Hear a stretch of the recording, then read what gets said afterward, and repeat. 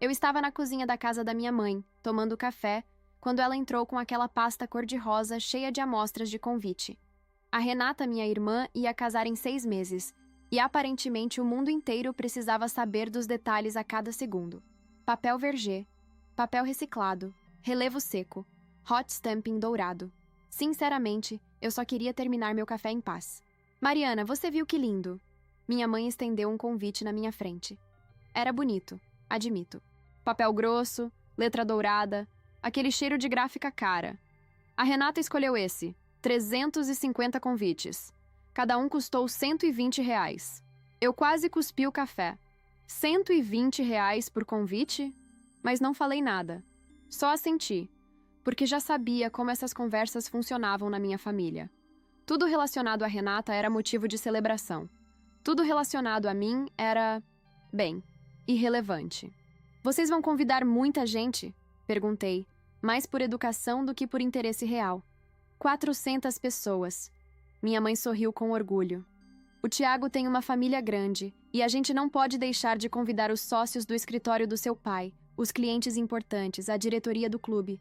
Vai ser no espaço Jardim das Azaleias. Você conhece, né? Aquele buffet maravilhoso em Alphaville. Claro que eu conhecia. Eu tinha ido a 3 casamentos lá nos últimos 2 anos. Todos de primos, amigos da família, gente do círculo social dos meus pais. Eu sempre estava na lista de convidados, sempre no mesmo papel. A filha mais velha. Aqui escolheu ser engenheira em vez de fazer administração ou direito. Aqui casou com o Bruno, um professor de física que minha mãe sempre apresentava como ele dá aula, com aquele tom de quem está se desculpando. Que legal, mãe. A Renata deve estar nas nuvens. Está. Ela mal consegue dormir de tanta ansiedade. Minha mãe guardou as amostras na pasta. Aliás, Mariana, sobre o convite... Algo no tom dela me fez prestar atenção. Larguei a xícara. Sobre o seu convite e do Bruno. Ela continuou sem olhar para mim. A gente estava fazendo as contas, e esses convites são muito caros, sabe? Cada um custa mais de R$ 100, fora o envelope, o lacre personalizado. Mãe, eu entendi que são caros. Você acabou de falar. É que a gente tem uma lista muito grande de gente importante. Sócios do seu pai, a família do Tiago, autoridades, gente que realmente importa para o futuro da Renata e do casamento. Eu senti meu estômago apertar. Importa? Isso. Ela finalmente me olhou, e naquele olhar tinha algo que eu conhecia muito bem: condescendência. Então, a gente decidiu que você e o Bruno vão receber o convite digital. A gente manda por WhatsApp mesmo. Fica mais prático. Você não precisa se preocupar em perder o convite físico. E a gente economiza esses R$ 120 para a gente que... Bem, para quem realmente precisa receber a versão impressa. Fiquei em silêncio. Não porque não tivesse o que falar, mas porque tinha tanto para falar que não sabia por onde começar. Você entende, né, filha? Minha mãe sorriu, como se estivesse me fazendo um favor. Não é nada pessoal. É só que esse tipo de convite custa muito para desperdiçar com... Você sabe, família próxima que já vai estar lá de qualquer jeito. É melhor reservar para gente importante. Gente importante. Não para você. As palavras ficaram ecoando na minha cabeça. Eu, a filha mais velha, a irmã da noiva, não era importante o suficiente para receber um convite impresso. Mas o sócio do meu pai, que mal conhecia a Renata, esse sim merecia R$ 120 de papel bonito. Entendi. Foi tudo que consegui dizer. Sabia que você ia compreender. Minha mãe me deu um tapinha no ombro. Você sempre foi tão sensata, Mariana. Tão diferente da Renata. Ela é mais sensível, sabe? Precisa de mais atenção. Levantei, peguei minha bolsa. Preciso ir, mãe. Tenho reunião no laboratório. Ah, tá. Vai lá fazer suas coisinhas. Ela já estava olhando para o celular, provavelmente mandando mensagem para a Renata sobre as flores ou o vestido ou qualquer outra coisa do casamento perfeito. Saí daquela casa com um nó na garganta. Entrei no carro, fechei a porta, e foi só então que deixei as lágrimas caírem. Não eram lágrimas de tristeza. Eram de raiva, de humilhação. De anos e anos acumulados de ser sempre a segunda opção. A filha que escolheu um caminho diferente, a que não se encaixava nos planos da família. Liguei para o Bruno quando cheguei no semáforo. Oi, amor, tudo bem? A voz dele era sempre tão calma, tão reconfortante. Minha mãe acabou de me dizer que eu não vou receber convite impresso para o casamento da Renata. Silêncio do outro lado. Como assim? Ela disse que os convites custam muito para desperdiçar com gente que não é importante. Eu vou receber por WhatsApp. Mariana. Eu podia ouvir a raiva contida na voz dele. Sua mãe disse isso? Com essas palavras? Mais ou menos. Ela disse que os convites são para gente importante, para quem realmente importa. Eu e você, aparentemente, não nos encaixamos nessa categoria. Isso é ridículo. Você é a irmã dela. Eu sei, Bruno. Eu sei. Limpei as lágrimas com as costas da mão. Mas é sempre assim. Sempre foi. Eu não sei por que ainda me surpreendo. Você não merece isso. Eu sei que não mereço. Mas sabe o que dói mais? É que ela falou isso como se fosse a coisa mais normal do mundo. Como se eu devesse agradecer por ainda estar convidada. Fiquei no telefone com ele até me acalmar. Quando desliguei, dirigi até o laboratório da universidade onde eu trabalhava havia 5 anos. Eu tinha uma reunião importante naquela tarde. Uma reunião que mudaria tudo, embora eu ainda não soubesse. Engraçado como a vida funciona, não é? No mesmo dia em que minha mãe me disse que eu não era importante o suficiente para um pedaço de papel de R$ 120, eu estava prestes a descobrir que meu trabalho valia R$ 500 mil. A sala de reuniões estava cheia quando entrei. Professor Henrique, meu orientador de mestrado e agora parceiro de pesquisa, acenou para mim com aquele sorriso largo que ele tinha quando as coisas estavam indo bem. Do outro lado da mesa, 3 executivos da Fundação Instituto Brasileiro de Inovação. Todos de terno. Todos com aquela postura séria de quem está ali para falar de números grandes. Mariana, senta aqui. Henrique puxou a cadeira ao lado dele. Estávamos justamente falando do seu projeto de filtração sustentável. Meu projeto. 3 anos de trabalho. 3 anos desenvolvendo um sistema de filtragem de água usando resíduos agrícolas que poderia ser implementado em comunidades rurais com custo baixíssimo. 3 anos ouvindo minha mãe perguntar quando eu ia arranjar um emprego de verdade, e meu pai dizer que eu estava perdendo tempo na universidade. Doutora Mariana, começou a mulher de óculos vermelhos, a diretora da fundação. Nós analisamos seu projeto em detalhes. A aplicabilidade, a inovação, o impacto social potencial, e eu tenho uma notícia. Meu coração disparou. Eu tinha me inscrito no Prêmio Nacional de Inovação Tecnológica mais por insistência do Henrique do que por acreditar que tinha chances reais. Eram centenas de projetos inscritos, universidades do Brasil inteiro, pesquisadores com muito mais experiência que eu. Você ganhou o primeiro lugar na categoria Sustentabilidade Ambiental. Levei uns 3 segundos para processar. Eu ganhei? Ganhou. E não foi por pouco. Ela empurrou uma pasta na minha direção. O prêmio inclui R$ 500 mil para desenvolvimento e implementação do projeto, além de um programa de mentoria para escalar a solução. R$ 500 mil. Eu tinha acabado de ouvir que não valia R$ 120 de um convite de casamento. E agora essas pessoas estavam me entregando R$ 500 mil porque acreditavam no meu trabalho. Além disso, continuou o homem de gravata azul, vamos anunciar os vencedores amanhã em coletiva de imprensa. Os principais jornais do país vão cobrir. Globo, Estadão, Folha. E as TVs também. Você vai precisar preparar um discurso. Amanhã? Minha voz saiu esganiçada. Amanhã. Às 10 da manhã. Ele sorriu. Espero que não tenha nada planejado porque você vai estar em todos os noticiários. Saí daquela reunião flutuando. Literalmente flutuando. Liguei pro Bruno antes mesmo de sair do prédio. Eu ganhei! Calma, amor. Ganhou o quê? O prêmio! O Prêmio Nacional de Inovação! R$ 500 mil, Bruno! 500 mil! Ele gritou do outro lado da linha. Eu podia ouvi-lo pulando, rindo, gritando para os colegas da sala dos professores. Minha esposa ganhou R$ 500 mil. Aquela noite foi mágica. Bruno comprou champanhe. A gente nunca comprava champanhe. E pedimos comida japonesa cara. Brindamos no nosso apartamento pequeno em Pinheiros, sentados no sofá que tínhamos comprado usado, comemorando uma vitória que parecia irreal. Você merece, Mari. Você merece tanto. Bruno segurou meu rosto com as 2 mãos. Tanta gente vai ter água limpa por causa do seu trabalho. Você é incrível. Postei uma foto discreta no Instagram. Só a taça de champanhe e a mensagem. Grandes novidades vindo aí. Não mencionei o prêmio. Queria esperar o anúncio oficial. Dormi tarde, acordei cedo. A coletiva era às 10, mas eu estava pronta às 7 da manhã. Vestido azul marinho, o cabelo preso, maquiagem caprichada. Bruno me levou até o hotel onde seria o evento. Vai arrasar, amor.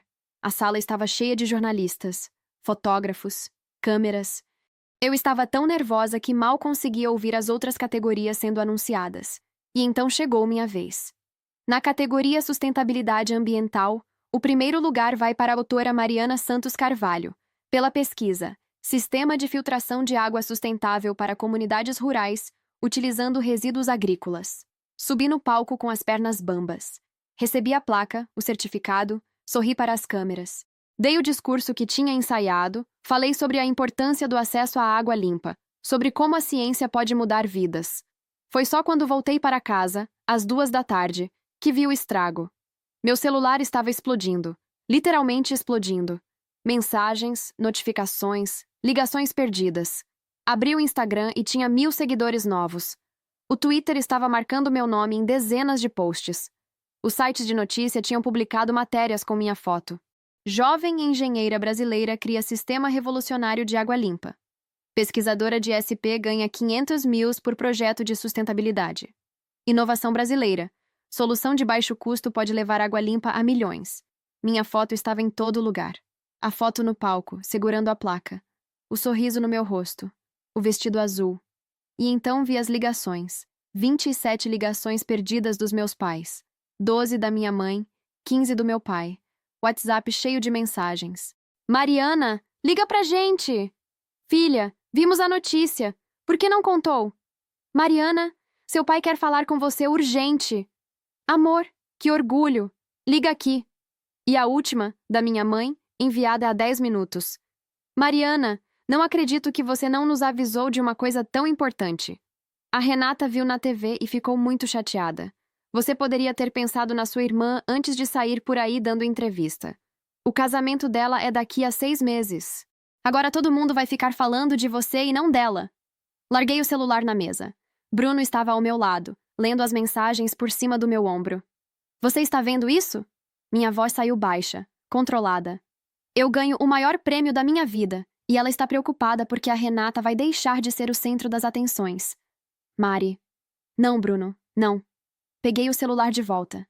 Eu passei a vida inteira sendo a filha que não importa. A que escolheu o caminho errado. A que casou com um professor em vez de um advogado ou empresário.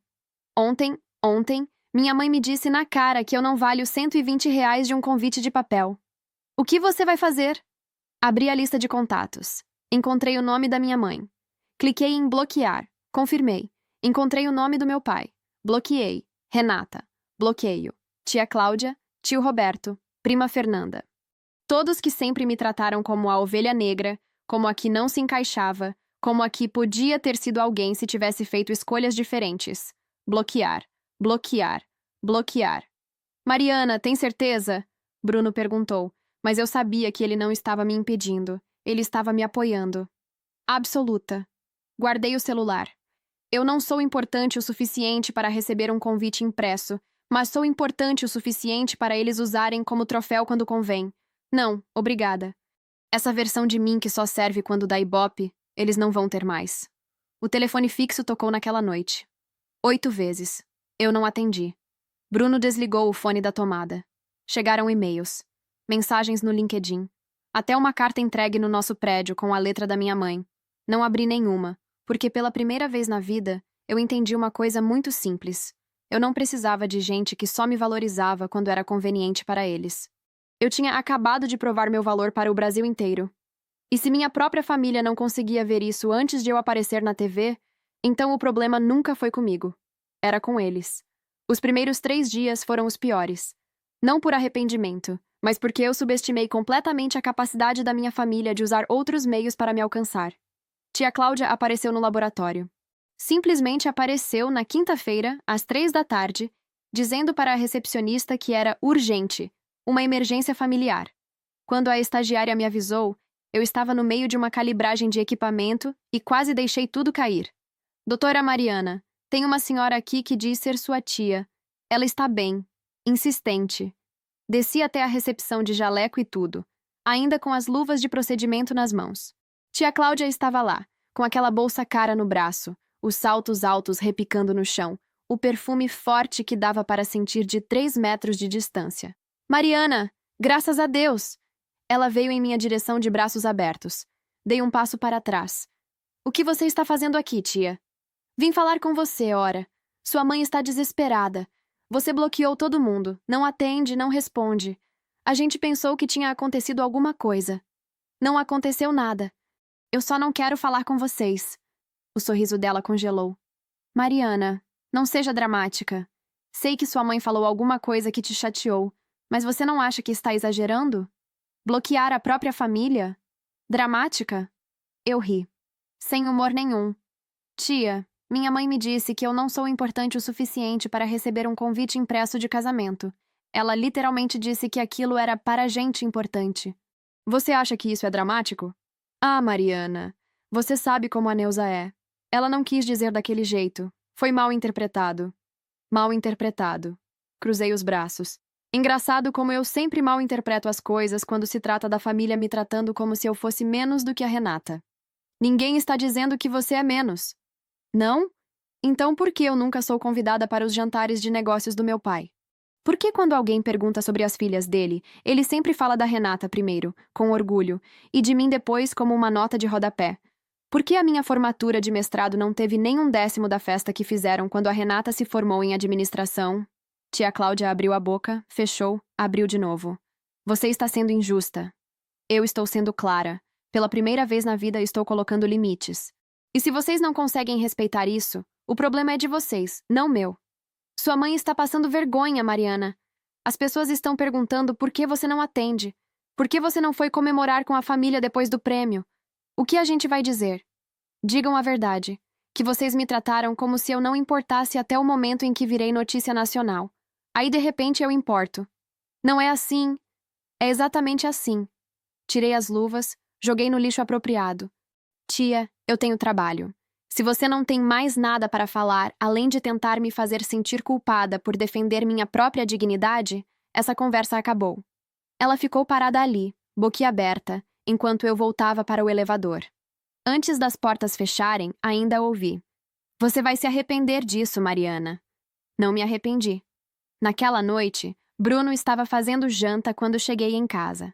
Macarrão com molho de tomate caseiro, aquele que ele fazia quando a gente precisava de comida reconfortante. Sua tia apareceu no laboratório? Ele perguntou, já sabendo a resposta porque eu tinha mandado mensagem. Apareceu? Falou que minha mãe está passando vergonha porque as pessoas perguntam por que eu não fui comemorar com eles. Larguei a bolsa no sofá.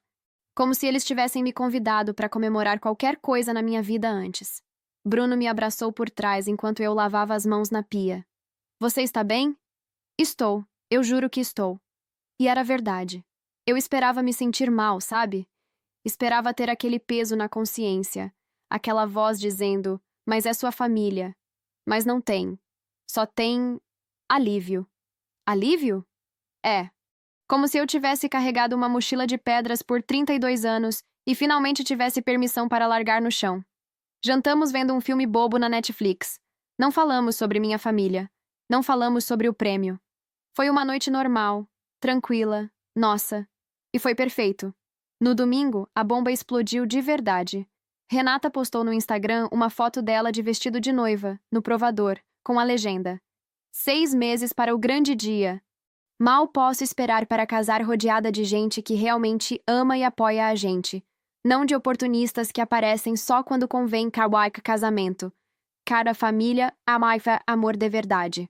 As amigas dela encheram os comentários de corações, mas qualquer pessoa minimamente atenta entendeu a indireta. Principalmente quando minha prima Fernanda comentou: Verdade, Ré. Família de verdade está sempre presente, não só quando sai no jornal. Bruno viu primeiro. Ele estava com o celular na mão quando eu saí do banho. Mari, você precisa ver isso. Mostrou o post. Eu li uma vez. 2 vezes. 3. Oportunista. Falei a palavra em voz alta, testando como soava. Eu sou a oportunista. É ridículo. Não, não é. É genial. Sentei na cama, ainda de roupão. Eles estão virando o jogo. Agora eu sou a vilã da história. A irmã ingrata que virou as costas para a família porque ficou famosa. Ninguém que te conhece vai acreditar nisso. Não precisa me conhecer, Bruno. Precisa só ver as redes sociais. A narrativa já está plantada. A noiva sofrida, a irmã arrogante que não quer saber da família depois do sucesso. Ele sentou ao meu lado. E o que você vai fazer? Respirei fundo. A tentação de responder era grande. De fazer um post explicando tudo, de contar minha versão da história, de expor cada humilhação pequena que acumulei ao longo dos anos. Mas então eu pensei: por quê? Por que eu precisava me justificar para pessoas que já tinham decidido que eu era o problema? Por que eu precisava provar meu valor para gente que nunca me valorizou? Por que dar palco para essa narrativa? Nada, disse finalmente. Não vou fazer nada. Nada. Nada. Deixa eles falarem. Deixa eles construírem a narrativa que quiserem. Eu tenho 500 mil reais de reconhecimento do meu trabalho. Eu tenho você. Eu tenho minha carreira, meus amigos, minha vida. Eu não preciso da aprovação deles. Bruno sorriu. Você tem certeza? Total. E dessa vez eu realmente tinha. A melhor vingança não é expor, Bruno. É viver bem. É construir uma vida tão boa, tão plena, tão realizada, que a opinião deles vire irrelevante. Na segunda-feira, voltei ao laboratório com um plano. O dinheiro do prêmio daria para implementar o projeto piloto em 3 comunidades. Mas eu queria mais. Queria escalar. Queria que aquilo virasse política pública. Comecei a fazer reuniões. Secretarias de meio ambiente, ONGs, outras universidades.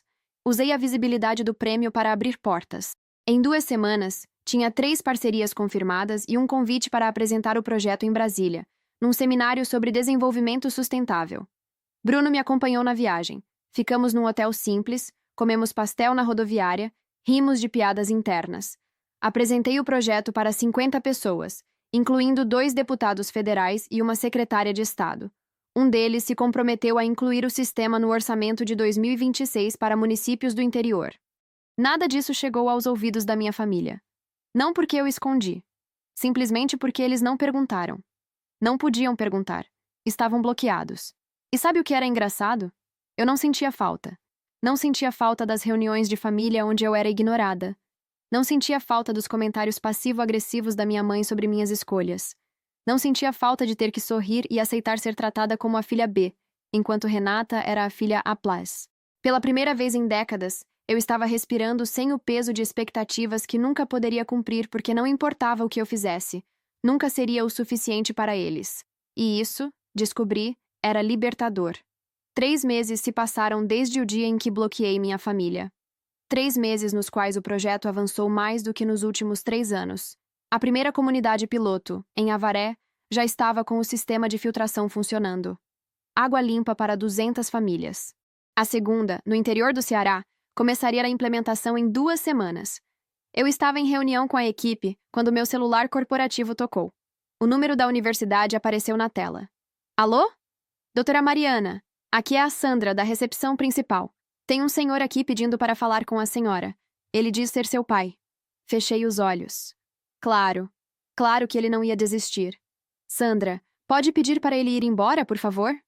Eu tentei, doutora, mas ele está insistindo. Diz que é urgente, que é sobre um problema de saúde na família. Meu estômago gelou por 1 segundo. E se fosse verdade? E se alguém estivesse realmente doente? Então respirei fundo e lembrei. Meu pai era advogado. Manipulação era a profissão dele. Sandra, diga que se for realmente urgente, ele pode mandar uma mensagem para meu e-mail institucional com detalhes e documentação médica. Se não tiver documentação, não é urgente. E por favor, não deixe ele subir. Entendido, doutora. Desliguei e voltei para a reunião, mas minhas mãos tremiam. Bruno percebeu quando cheguei em casa. Seu pai apareceu na universidade. Como você sabe? Você está com aquela cara.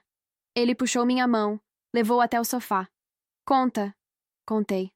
A ligação, a suposta emergência de saúde. Minha resposta. Você acha que estou sendo insensível? Perguntei. E se for verdade? Mari, se fosse uma emergência real, eles teriam outras formas de te contactar.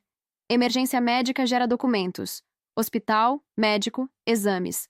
Se seu pai tivesse mandado um e-mail com um relatório médico, você teria acreditado? Talvez. Então ele sabe como te contactar de verdade se for necessário. Ele só não quer. Ele quer que você ceda, que sinta culpa, que volte arrastando. Bruno tinha razão. Meu pai sempre teve razão nos tribunais porque sabia exatamente onde pressionar para conseguir o que queria. O e-mail nunca chegou. Nenhum documento médico. Nenhuma emergência. 2 semanas depois, foi a minha vez de ser pega de surpresa. Eu estava no supermercado, comprando coisas para o jantar, quando vi minha mãe, no corredor de massas. Ela me viu na mesma hora. Por um segundo, pensei em virar o carrinho e sair pelo outro lado. Mas por quê? Era um supermercado público. Eu não ia fugir dela como se tivesse feito algo errado. Continuei andando. Peguei o pacote de parafuso, coloquei no carrinho. Mariana. Fingi que não ouvi. Mariana, por favor. Ela estava ao meu lado agora. Percebi que estava mais magra. Tinha olheiras. O cabelo não estava com a escova perfeita de sempre. Mãe. Minha voz saiu neutra. Com licença, preciso pegar. Só 5 minutos, por favor. Olhei para ela. Realmente olhei. E vi algo que nunca tinha visto antes. Desespero. 3 minutos, falei. Ali. Apontei para um canto vazio do corredor. Empurramos os carrinhos até lá. Ela torceu a alça da bolsa entre os dedos. Sua irmã está muito chateada com você. Comecei a contar. 1, 2, 3. Ela chora quase todo dia. O casamento está chegando e você nem respondeu se vai ou não. 4, 5, 6. As pessoas perguntam. Todo mundo pergunta. Cadê sua outra filha? A Mariana vai estar no casamento? E eu não sei o que responder. 7, 8, 9. Mariana, pelo amor de Deus, isso já foi longe demais. Eu sei que falei algo que te magoou, mas você não acha que já se vingou o suficiente? Você apareceu em todos os jornais, ganhou seu prêmio, provou seu ponto. Agora pode parar com essa palhaçada e voltar a ser parte desta família. 10. Acabou. Segurei o carrinho. O quê? Os 3 minutos. Acabaram. Mariana, eu não terminei. Eu terminei. Olhei diretamente nos olhos dela. Você teve 3 minutos para dizer qualquer coisa. Para pedir desculpas de verdade. Para reconhecer que me tratou como lixo por anos. E você escolheu usar esses 3 minutos para dizer que eu estou sendo dramática. Que eu preciso parar com a palhaçada. Que eu preciso voltar. Eu não disse isso desse jeito. Disse exatamente desse jeito. E sabe o que eu aprendi nestes 3 meses, mãe? Eu aprendi que eu não preciso de gente na minha vida que só me quer quando é conveniente. Você disse que o convite de casamento custava muito para gente importante, não para mim. Lembra? Ela abriu a boca, fechou. Você disse que eu não era importante o suficiente para valer R$ 120 de papel bonito. Mas agora que eu ganhei R$ 500.000 e apareci na TV, de repente eu importo. De repente eu preciso voltar a ser parte da família. Que família, mãe? Aquela que me fez sentir invisível a vida inteira? Você sempre foi tão sensível. Não. Eu sempre fui ignorada. Tem diferença. Comecei a empurrar o carrinho. Aproveita o resto das compras. E para de me seguir. Mariana! Não olhei para trás. Paguei as compras com as mãos tremendo. Dirigi para casa com lágrimas borradas na visão. Entrei no apartamento e Bruno estava lá, corrigindo provas na mesa da sala. Mari, o que aconteceu? Desabei no sofá e contei tudo. Cada palavra. Cada segundo daqueles 3 minutos. Ela nem pediu desculpas de verdade. Eu disse, limpando o rosto com as costas da mão. Nenhuma vez ela disse eu errei. Foi tudo culpa minha. Eu que sou dramática. Eu que estou exagerando. Eu que preciso voltar e fingir que nada aconteceu. Bruno sentou ao meu lado, me puxou para o abraço. Você não precisa perdoar ninguém que não está realmente arrependido. Ela parecia tão... destruída, Bruno. Magra, cansada. Parte de mim quer acreditar que ela está sofrendo de verdade. E provavelmente está. Ele passou a mão no meu cabelo. Mas não porque te machucou. É porque está lidando com as consequências de te machucar. É diferente. Naquela noite, fiquei pensando se estava sendo cruel demais. Se estava deixando minha mágoa falar mais alto que a compaixão. Se deveria dar uma segunda chance. Então lembrei de todas as vezes que pedi para ser vista. Para ser valorizada. Para importar tanto quanto a Renata importava. Lembrei da minha formatura de mestrado, que teve um jantar simples em casa, enquanto a formatura da Renata teve 200 convidados num buffet. Lembrei de quando publiquei meu primeiro artigo científico numa revista internacional, e minha mãe disse, que legal, filha, e voltou a falar sobre a promoção da Renata no trabalho. Lembrei de cada Natal, cada aniversário, cada ocasião em que eu fui a segunda opção, a filha que também estava lá. E decidi que não era crueldade, era amor próprio. No dia seguinte, mudei meu número de telefone corporativo. O convite digital chegou numa segunda-feira de manhã. Abri o WhatsApp por hábito e lá estava. Uma mensagem de um número desconhecido com um PDF anexado. Prezada Mariana e Bruno, é com imenso prazer que convidamos vocês para a cerimônia de casamento de Renata e Tiago. O convite que custava muito para gente importante. A versão digital. A que era boa o suficiente para mim. Mostrei para Bruno durante o café. Eles realmente mandaram. Mandaram. Dei um gole no café. De um número que eu não tinha bloqueado. Criativo. Você vai responder? Olhei para a tela. O casamento seria dali a 3 semanas. Um sábado. No tal Espaço Jardim das Azaleias, em Alphaville. Cerimônia às 18 horas. Recepção em seguida. Vou. Digitei a resposta com calma. Obrigada pelo convite. Infelizmente não poderemos comparecer. Desejamos felicidades ao casal. Formal. Educado. Final. Pronto. Mostrei para Bruno antes de enviar. Serve? Perfeito. Enviei. Bloqueei o número. Voltei a comer minha torrada. Você não sente nada? Bruno perguntou. É o casamento da sua irmã. Sinto. Respondi honesta. Sinto alívio. Alívio de não ter que ir, sentar numa mesa de canto, ouvir minha mãe me apresentar às pessoas como a outra filha, enquanto a Renata brilha no centro do salão. Alívio de não ter que sorrir para tias que nunca ligaram para mim e fingir que somos uma família feliz para as fotos. Naquela semana, a matéria saiu. Revista Veja. 4 páginas sobre o projeto de filtração. Fotos minhas no laboratório, nas comunidades onde o sistema já estava funcionando, gráficos mostrando o impacto. O título: A engenheira que está levando água limpa para o Brasil esquecido. Minha caixa de e-mail explodiu. Convites para palestras, entrevistas, propostas de parcerias. Uma empresa de tecnologia de Israel queria licenciar o sistema. Uma ONG africana pediu consultoria para adaptar a solução para comunidades no Quênia.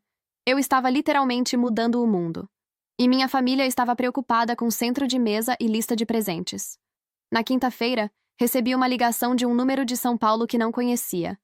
Quase não atendi, mas era horário comercial e eu estava esperando o retorno de um fornecedor.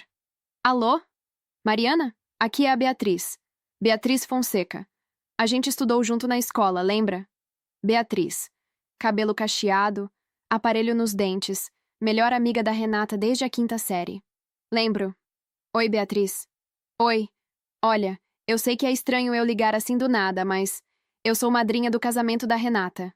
Ah, legal. É. E bom, ela me pediu pra ligar pra você. Claro. Claro que pediu. Beatriz, eu já respondi ao convite. Não vou poder ir. Eu sei, ela me contou. Mas Mari, ela está realmente mal. Chorando todo dia. Dizendo que o casamento não vai ser completo sem você lá. Fiquei em silêncio. Parte de mim queria acreditar. Queria acreditar que Renata realmente se importava, que realmente queria minha presença. Mas então Beatriz continuou. E a sua mãe também está desesperada. Todo mundo está perguntando, sabe? Cadê a irmã da noiva? Por que a Mariana não está ajudando a organizar? Está ficando constrangedor. Ah, aí estava. O verdadeiro problema. Não era que sentiam minha falta, era que minha ausência estava gerando perguntas incômodas. Beatriz, eu vou ser bem clara com você. Eu não vou no casamento porque minha família me tratou como se eu não importasse. Literalmente me disseram que eu não valia um convite impresso. Agora querem que eu apareça para as fotos ficarem bonitas e ninguém fazer perguntas difíceis. A resposta é não. Mas Mariana, não tem mas. Eu fiz minha escolha. Elas fizeram as delas. Agora todo mundo vive com as consequências. Você não acha que está sendo egoísta? É o casamento dela. Egoísta. Repeti a palavra, sentindo o gosto amargo. Egoísta é me tratar mal por anos e depois exigir que eu apareça sorrindo quando convém. Egoísta é me usar de troféu quando dá ibope e de capacho quando não dá. Desculpa, Beatriz, mas meu tempo de ser a filha complacente acabou. Desliguei antes que ela pudesse responder. Bruno estava na sala. Tinha ouvido tudo. Você está bem? Estou ótima. E estava. Cada vez que alguém tentava me fazer ceder, cada vez que tentavam me convencer a voltar, eu ficava mais certa da minha decisão. O sábado do casamento chegou ensolarado e bonito. Acordei tarde, fiz café da manhã caprichado, coloquei um vestido leve e sandálias confortáveis. Onde você quer ir? Bruno perguntou. Praia. Pegamos o carro e dirigimos até Guarujá. Eram 2 horas de viagem, mas valia a pena. Chegamos antes do meio-dia, alugamos guarda-sol, compramos água de coco.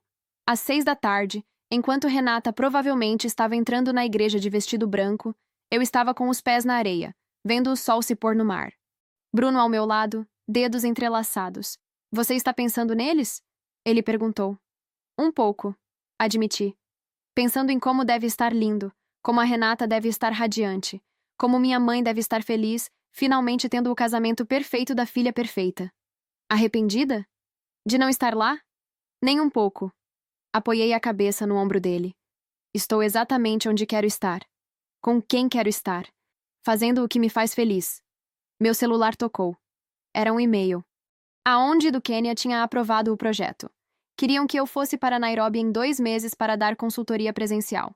3 semanas, tudo pago, mais um bônus considerável. Mostrei para Bruno. Vamos para a África. Sério? Sério? Você consegue tirar folga da escola?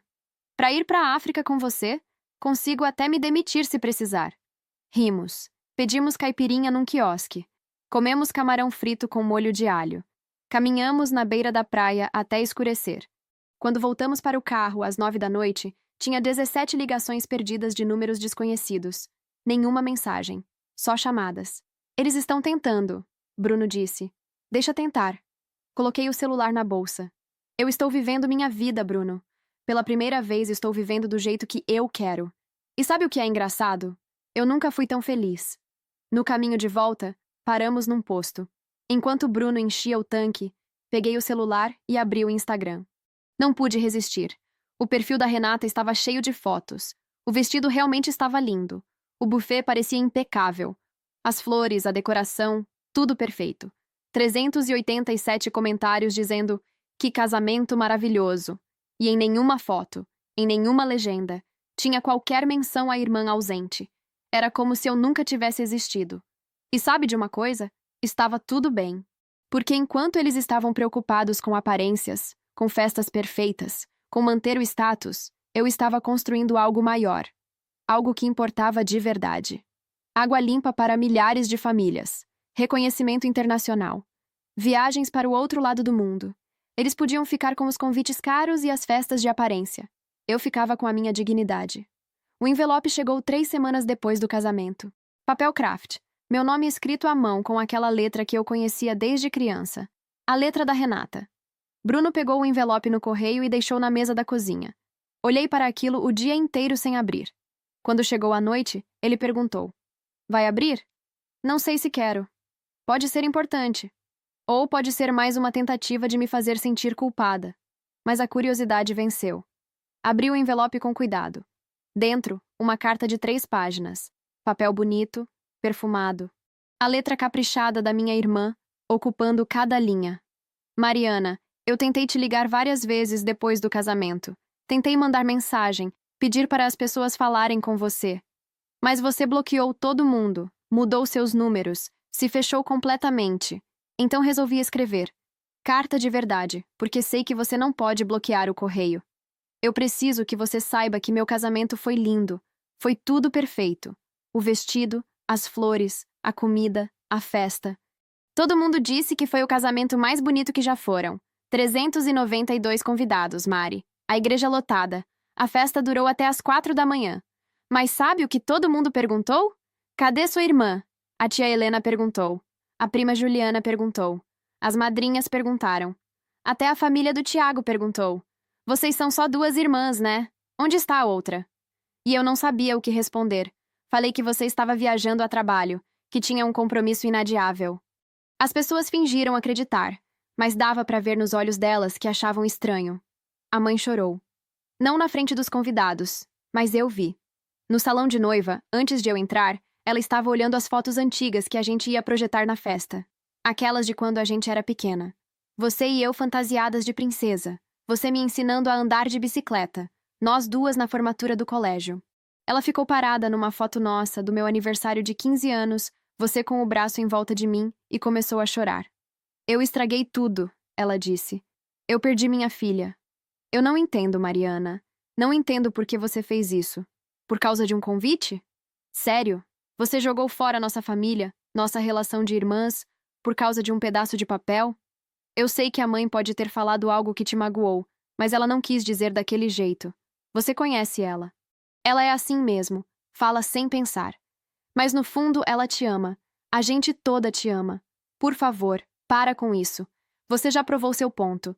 Você é importante, sim. Você ganhou seu prêmio, saiu em todas as revistas, todo mundo sabe que você é incrível. Pronto. Você venceu. Agora volta. Volta para a gente. A família não é a mesma sem você. Com amor, Renata. Terminei de ler e fiquei olhando para o papel. Bruno esperou. Ela quer que eu volte, disse finalmente. Porque eu já provei meu ponto. Deixa eu ver. Ele leu a carta em silêncio. Quando terminou, balançou a cabeça. Ela ainda não entendeu nada. Não entendeu. Peguei a carta de volta, reli alguns trechos. Por causa de um convite? Por causa de um pedaço de papel? Ela realmente acha que é sobre isso. Não é? Claro que não. Levantei, comecei a andar pela sala. O convite foi a gota d'água. Foi o momento em que ficou cristalino que, para eles, eu nunca vou importar tanto quanto a Renata importa. Mas não é sobre o papel. É sobre 32 anos de ser invisível. Sentei no sofá, a carta ainda na mão. Sabe o que me deixa mais furiosa? Ela escreveu 3 páginas, Bruno. 3 páginas sobre como o casamento foi perfeito, sobre quanto todo mundo perguntou por mim, sobre como eu estraguei as fotos de família. E em nenhum momento ela pediu desculpas de verdade. Em nenhum momento ela reconheceu que me trataram mal. O que você vai fazer? Nada. Dobrei a carta, coloquei de volta no envelope. Vou fazer exatamente nada. Não respondi. Não liguei. Não mandei mensagem. A carta foi para uma gaveta e ficou lá. 2 semanas depois, tive que ir em São Paulo para uma reunião na Secretaria de Meio Ambiente do Estado. Era uma quarta-feira, 11 da manhã. A reunião tinha acabado bem. Conseguimos aprovar a expansão do projeto para mais 15 municípios. Saí do prédio em direção ao estacionamento quando ouvi. Mariana! Meu pai estava encostado no meu carro. Terno cinza, gravata azul, maleta executiva na mão. Ele tinha descoberto meu carro. Tinha me esperado. Por um segundo pensei em voltar para dentro do prédio, chamar a segurança. Mas isso seria dar poder a ele, mostrar que ele ainda conseguia me afetar. Então continuei andando, direto para o carro. Mariana, para, por favor. Parei. Não porque ele pediu, mas porque eu quis. Olhei para ele diretamente. Oi, pai. Ele pareceu surpreso com a naturalidade da minha voz. Você está bem? Ótima, com licença. Tentei passar. Espera, só 5 minutos. Não. Mariana. Não, pai. Você não tem direito a 5 minutos do meu tempo. Não depois de anos me tratando como opção B. Não depois de tudo. Eu nunca te tratei como opção B. Não? Cruzei os braços. Você se lembra da minha formatura de mestrado? Ele abriu a boca, fechou. Não lembra, né? Porque você não foi. Tinha um jantar com clientes. Mas você foi na formatura da Renata, em administração. Foi e levou 20 pessoas da firma para comemorar. Contratou fotógrafo. Fez discurso. Você se lembra de quando publiquei meu primeiro artigo científico numa revista internacional? Algo que pouquíssimos pesquisadores conseguem? Silêncio. Não lembra também, mas você lembra de comemorar a promoção da Renata para gerente de RH. Lembra de fazer churrasco, chamar todo mundo, ficar contando para os amigos. Mariana, E o melhor de tudo, pai, é que quando eu ganhei 500 mil reais e saí em rede nacional, aí sim você ligou. 27 vezes. Porque aí eu servia. Aí eu era útil. Aí dava para usar na conversa do clube. Ele ficou vermelho. Não foi assim. Foi exatamente assim. E sabe o que eu descobri? Eu descobri que eu não preciso de vocês. Nenhum de vocês. Eu construí uma carreira brilhante sem apoio nenhum da minha família. Casei com um homem maravilhoso que vocês sempre trataram como inferior. Ganhei reconhecimento internacional fazendo o que amo. E fiz tudo isso apesar de vocês, não por causa de vocês. Você está jogando fora sua família por orgulho. Não. Estou me protegendo de gente tóxica. Acontece que essa gente é minha família biológica, mas isso não significa que eu tenho obrigação de manter vocês na minha vida. Somos seus pais. Pais de verdade apoiam os filhos. Pais de verdade comemoram as conquistas dos filhos. Pais de verdade não fazem diferença entre um filho e outro. Vocês? Vocês são só pessoas que compartilham DNA comigo. Entrei no carro. Ele segurou a porta. Sua mãe está em depressão, tomando remédio controlado. Você não liga? Se ela está em depressão porque está lidando com as consequências das próprias ações, isso não é responsabilidade minha, pai. É dela e do psiquiatra dela. Mariana, pelo amor de Deus, me solta. Minha voz saiu baixa, firme. Agora. Ele soltou. Fechei a porta, liguei o carro, saí do estacionamento sem olhar para trás. Foi só quando cheguei no apartamento que desabei. Chorei. Não de tristeza, mas de raiva. De frustração. De cansaço de ter que justificar meus limites para gente que não queria entender. Bruno me abraçou sem dizer nada. Deixou eu chorar. Deixou eu gritar. Deixou eu esvaziar. Eu fiz certo? Perguntei quando finalmente me acalmei. Você fez o que precisava fazer para se proteger. Isso sempre é certo. Naquela noite, escrevi um e-mail para minha advogada. Queria mudar meu sobrenome. Tirar os Santos, o sobrenome do meu pai.